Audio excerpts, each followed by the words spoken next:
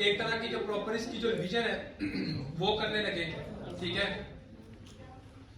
कि आप लोगों का सेलुलर अडेप्टेशन का टॉपिक हमने किया था और इसके साथ सेलुलर इंजरी का टॉपिक हमने किया था। ठीक है, तो ये पूरी की पूरी इंशाल्लाह 12 to 13 मिनट्स के अंदर जो है वो हम पूरी की पूरी रिवीजन करेंगे। ठीक है, सबसे पहले अडेप्टेशन का हमको पता होना चाहिए कि अडेप्टेशन वो चीज होती है जिसमें सेल के ऊपर कोई फोर्स पड़ती है लेकिन उसकी जो एबिलिटी होती है उसको एक तरह की अडेप्ट करने की। ठीक हो गया, इसको आप इस तरह भी ले सकते हैं जैसा कि होम्योस्टेसिस। अब इसके अंदर कुछ चीजें आती हैं जब किसी सेल के ऊपर फोर्स पड़े। एक होता है हाइपरट्रॉफी। हाइपरट्रॉफी के अंदर ये आता है कि जब आपके सेल के ऊपर कोई फोर्स पड़ती है और इसके नतीजे में सेल का साइज बढ़ जाए, उसको हम कहते हैं हाइपरट्रॉफी। और इस एक होता है कि फॉर एग्जांपल सेल के ऊपर कोई फोर्स पड़ रही है, उसके जो स्टेम सेल्स होते हैं वो जनाब आपके कई तरह के सेल्स बना रहे हैं, उसको हम कहते हैं हाइपरप्लेजिया। हाइपरट्रॉफी का मैकेनिज्म इस तरह होता है कि जब आपके सेल के ऊपर फोर्स पड़ती है उसके नतीजे में आपके डीएनए से जीन की एक्टिवेशन होती है, आपका आरएनए जो होता है वो स्पेशलाइज्ड प्रोटीन बनाता है, आपकी ऑर्गेनेलिस बनती हैं, आपका साइटोस्केलेटन बनता है जिसकी वजह से सेल का जो साइज होता है वो बढ़ जाता है। और उसके बाद हाइपरप्लाजिया में ये होता है कि आपके जो स्टेम सेल्स होते हैं जब उसके ऊपर कोई फोर्स पड़ती है उसके नतीजे में आपके जो स्टेम सेल्स होते हैं वो जनाब कई तरह के सेल्स बना देते हैं। किसी किसी जगह पर हाइपरट्रॉफी और हाइपरप्लेजिया दोनों भी काम कर रहे होते हैं। For example during the pregnancy आपके जो यूट्रस होता है वो वहां पर और ब्रेस्ट जो होता है वहां पर हाइपरट्रॉफी और हाइपरप्लेजिया दोनों काम कर रहे होते हैं। ठीक हो गया, और हाइपरट्रॉफी और हाइपरप्लेजिया दोनों फिजियोलॉजिकल भी होते हैं, पैथोलॉजिकल भी होते हैं। अगर हम एग्जांपल लेते हैं फॉर एग्जांपल हाइपरट्रॉफी की फिजियोलॉजिकल की, तो फिजियोलॉजिकल में आप आते हो कि फिजियोलॉजिकल में आ जाता है फॉर एग्जांपल जब किसी बंदे का किडनी रिमूव कर दिया जाता है तो दूसरा किडनी के ऊपर जो सारे का सारा जो ब्लड वाला फिल्टर वाला सारा हिसाब उसके ऊपर चला जाता है, जिसकी वजह से दूसरे किडनी का वर्कलोड बढ़ जाता है। जब वर्कलोड बढ़ता है तो उसका फिल्ट्रेशन रेट बढ़ता है, जिसकी वजह से क्या होता है आपका वो साइज में बढ़ना शुरू हो जाता है। या फिर फॉर एग्जांपल कोई जिम जाता है तो उसके दौरान उसके जो मसल्स की डेवलपमेंट होती है वो भी हाइपरट्रॉफी की एग्जांपल है। पैथोलॉजिकल हाइपरट्रॉफी होती है आपके हार्ट के ऊपर। फॉर एग्जांपल अगर कोई बंदा हाइपरटेंशन का पेशेंट है, जब कोई बंदा हाइपरटेंशन का पेशेंट होगा तो उसका हार्ट ज्यादा कॉन्ट्रैक्ट करेगा जिसकी वजह से उसकी वाल जो होगी वो थिक हो जाएगी और उसको हम कहते हैं हाइपरट्रॉफी होगा। ये पैथोलॉजिकल होता है। कुछ ऐसे सेल्स होते हैं जो कि सिर्फ और सिर्फ हाइपरट्रॉफी में जाते हैं, हाइपरप्लाजिया में नहीं जाते, जिसमें नर्व सेल्स आ जाते हैं, स्केलेटल सेल्स आ जाते हैं और आपके कौन से कार्डियक सेल्स आते हैं। ठीक है, ये तीन आपको याद होने चाहिए। उसके बाद हाइपरप्लेजिया में आपको पता होना चाहिए कि फिजियोलॉजिकल और पैथोलॉजिकल।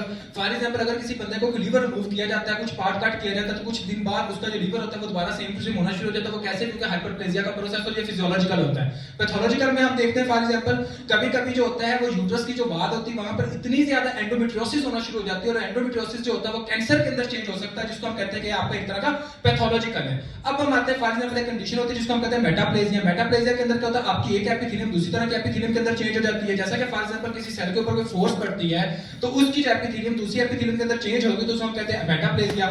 जैसा कि फॉर एग्जांपल आपकी जो एसोफेगस है वो बनी होती है नॉन रिटर्नाइज स्क्वेमस एपिथेलियम की। जब आपका स्टोमिक जो होता है उसमें से जो एसिड होता है गर्ड डिजीज के अंदर वो जनाब आपके एसोफेगस के ऊपर फोर्स डालता है, जिसकी वजह से क्या होता है कि आपका एक तरह का जो नॉन रिटर्नाइज स्क्वेमस एपिथेलियम होता है वो सिंपल कलमनर एपिथेलियम के अंदर चेंज होता है ताकि उसको अडैप्ट कर सके। लेकिन अगर फोर्स कंटीन्यूअस रहे तो इसकी वजह से फिर कैंसर हो सकता है, जिसको हम कहते हैं एडिनोकार्सिनोमा। और ये कंडीशन जो कि आपकी एसोफेगस की स्क्वेमस कलमनर के अंदर सिंपल कलमनर के अंदर चेंज हुई, इसको हम कहते होते हैं बैरेट एसोफेगस। इसी तरह फॉर एग्जांपल जो आपकी आई होती है, आई की जो लेयर होती है वो किसकी होती है? सिंपल स्क्वेमस की। अगर फॉर एग्जांपल विटामिन ए की डेफिशिएंसी होगी तो उसमें केराटिन डिपॉजिट हो जाता है, ये भी मेटाप्लेजिया की एग्जांपल है। अगर किसी बंदे को कोई एक्सीडेंट होता है तो उसमें क्या होता है कि आपका मसल जो होते हैं वो बोन के अंदर चेंज हो जाता है, जिसको हम कहते हैं मायोसाइटिस ओसिफिकेशन प्रोसेस। अब हम आते हैं डिस्प्लाजिया के अंदर। डिस्प्लाजिया में क्या होता है कि आपकी जो सेल का जो स्ट्रक्चर होता है वो डिसओरिएंटेशन हो जाता है, उसकी जो चेंज हो जाता है बिल्कुल। अब उसके अंदर क्या होता है फॉर एग्जांपल प्लियोमॉर्फिज्म हो जाती है उसके अंदर। ये जनाब आपका एक तरह का प्री कैंसरस सेल्स होते हैं, अगर इसके ऊपर कंट्रोल ना किया जाए तो ये कैंसर के अंदर चेंज हो सकते हैं। बाकी आता है हाइपोप्लेजिया। हाइपोप्लेजिया के अंदर क्या होता है सेल की ग्रोथ जो होती है वो कम होती है, जैसे कि स्ट्रिकी होगी, ये टर्नर सिंड्रोम के अंदर होता है, इसको एमेनोरिया हो जाता है और इनफर्टिलिटी कॉज करती होती है। बाकी होता है आप्लेजिया जिसमें सेल्स होते नहीं और ऑर्गन बनता ही नहीं होता। ये था आपका सारे का सारा कौन सा सेलुलर अडैप्टेशन। सेलुलर इंजरी की जब हम बात करेंगे तो उसमें आप लोगों को पता होना चाहिए कि सेलुलर इंजरी के अंदर जो मेन रोल अदा कर रहा होता है वो कौन सा होता है? आपका ऑक्सीजन होता है। और ऑक्सीजन कहां चाहिए होता है? आपका एक तरह का इलेक्ट्रॉन ट्रांसपोर्ट के अंदर चाहिए होता है, हमें एटीपी प्रोड्यूस करनी होती है। और इसके साथ जो होता है आपको पता होना चाहिए कि इसके कई तरह के कॉजेज भी होते हैं। और जो कॉजेज होते हैं कि फॉर एग्जांपल ये होता है कि अगर फॉर एग्जांपल सेलुलर सिविलिटी ज्यादा हो, कौन सा सेल है फॉर एग्जांपल अगर नर्व का सेल है तो वो जल्दी डैमेज हो जाएगा और जो मसल का सेल है वो लेट डैमेज होगा। और उसके बाद सिविलिटी कौन सी है? अगर तो थीरोस्क्लेरोसिस है तो वो ज्यादा देर बाद डैमेज होगा, लेकिन अगर मुकम्मल तौर पर वेसली क्लॉट हो चुकी तो वो एट अ टाइम क्या होगा? वो डैमेज स्टार्ट हो जाएगा।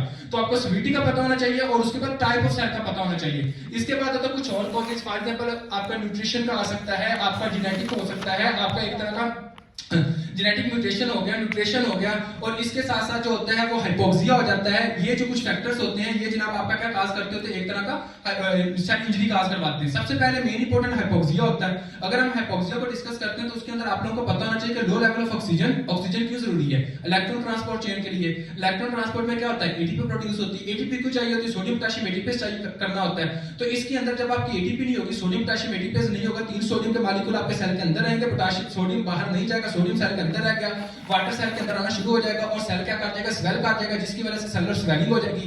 और इसकी वजह से जो इंजरी होगी उसको हम कहते हैं रिवर्सिबल सेलुलर इंजरी। और जैसे सेल स्वेल करेगा इसके बाद और क्या होता है कि आपका एक तरह का राइबोसोम की डीअटैचमेंट हो जाती है और प्रोटीन की प्रॉपर सिंथेसिस नहीं होती। डीअटैचमेंट इसके अंदर माइलिन फिगर बनता होता है, ये आपको पता होना चाहिए। और इसके साथ आपको पता है कि कैल्शियम भी बाहर नहीं जाता, कैल्शियम भी सेल के अंदर इकट्ठा होना शुरू हो जाता है। और अगर फॉर एग्जांपल ये रिवर्सिबल सेलुलर इंजरी जो आपकी सेल मेम्ब्रेन जो स्वेल हुई थी, ब्लड फॉर्मेशन में ये रप्चर होकर आपकी मेम्ब्रेन को डैमेज करती है, इसको हम कहते हैं irreversible cellular injury. Irreversible cellular injury के अंदर आपके जो सारे कंटेंट होते हैं वो सेल से बाहर जाते हैं, वो ब्लड के अंदर चले जाते हैं। अब इसके अंदर क्या होता है कि सेल के बाहर तो सोडियम और कैल्शियम ज्यादा होता है, सोडियम और कैल्शियम सेल के अंदर ज्यादा से ज्यादा आता है। कैल्शियम से ज्यादा आएगा तो वो एंजाइम्स की एक्टिवेशन ज्यादा से ज्यादा करवाएगा, हाइड्रोलाइटिक एंजाइम ज्यादा एक्टिव होंगे। इसकी वजह से एंजाइम जो होते हैं वो सेल के वो और ज्यादा बाहर जाएंगे, जैसे कि फॉर एग्जांपल एनएफटी करते हैं या फिर हम कार्डियक एंजाइम करते हैं तो वो आपके क्या होते हैं, ब्लड के अंदर बड़े होते हैं, जो ये शो कर रहे थे इस ऑर्गन की इंजरी हो चुकी है।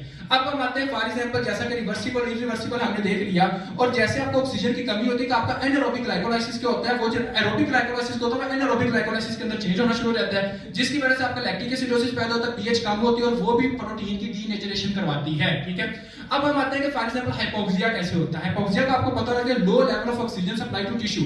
इसके कॉजेस क्या हैं, नंबर 1 इस्कीमिया। इस्कीमिया के अंदर क्या होता है, अगर फॉर एग्जांपल ब्लड वेसल के अंदर कोई क्लॉट हो जाता है जैसे कि थीरोसेक्रोसिस, इसकी वजह से हो सकता है, या वेन के अंदर कोई क्लॉट प्रॉपर बन जाता है जैसे कि वुड कैरी सिंड्रोम के अंदर क्या होता है, इसकी वजह से हो सकता है आपका हाइपोक्सिया। या फिर शॉक के अंदर, शॉक का पेशेंट होता है उसमें जनाब आपका हार्ट प्रॉपर्ली कंट्रैक्ट नहीं हो रहा, पंप नहीं हो रहा, तो ब्लड जा नहीं रहा, उसकी वजह से आपका हाइपोक्सिया होगा। या फिर फॉर एग्जांपल आप इस तरह समझे कि एक तरह की जो ऑक्सीजन आपकी बॉडी में कम जा रही है, जैसा कि फॉर एग्जांपल एक हाई एल्टीट्यूड पर बंदा बैठा हुआ है, या फिर आप इस तरह देखें कि हाइपोवेंटिलेशन कर रहा है, या फिर फॉर एग्जांपल लंग्स की कोई बीमारी जैसे कि पल्मोनरी फाइब्रोसिस या वीक्यू मिसमैच है, जैसे कि पल्मोनरी जो आपकी पल्मोनरी आर्टरी के अंदर कोई थ्रम्बस बन चुका है, इसके अंदर भी क्या होगा कि हाइपोक्सीमिया हो जाएगा और ऑक्सीजन जो होगा वो आपके ब्लड के अंदर कम होगा। जब ऑक्सीजन ही आपके ब्लड के अंदर कम है तो आपके टिश्यू को ही कम मिलेगा।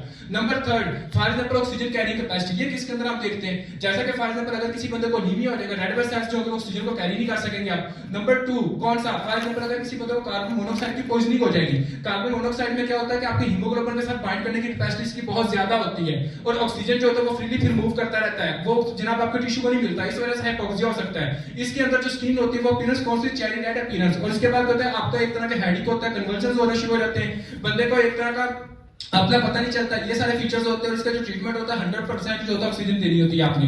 उसके बाद आ जाता है आपका मिथामिग्लोबिनीमिया। मिथामिग्लोबिनीमिया में क्या होता है आपकी Fe+2 Fe+3 के अंदर चेंज हो जाती है।